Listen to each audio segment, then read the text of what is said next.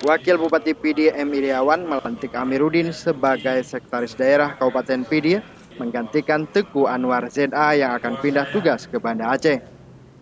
Amiruddin sebelumnya menjabat sebagai Asisten 3 di pemerintahan Kabupaten PD.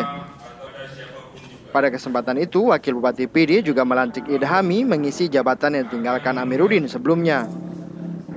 Menurut M. Iriawan, pergantian sekretaris daerah dilakukan untuk penyagaran di lingkungan Pemkab PD serta untuk memperlancar tugas-tugas pemerintah di masa yang akan datang. M. Iriawan juga berharap sekda yang baru dapat menyambung tugas apa yang telah dilakukan oleh sekda terdahulu. Pelantikan juga turut disaksikan Bupati PD Sarjani Abdullah yang telah mengambil izin cuti untuk menunaikan ibadah haji, serta Ketua DPRK dan para Kepala SKPK PD. Dari PD Ilham melaporkan untuk Aceh Video.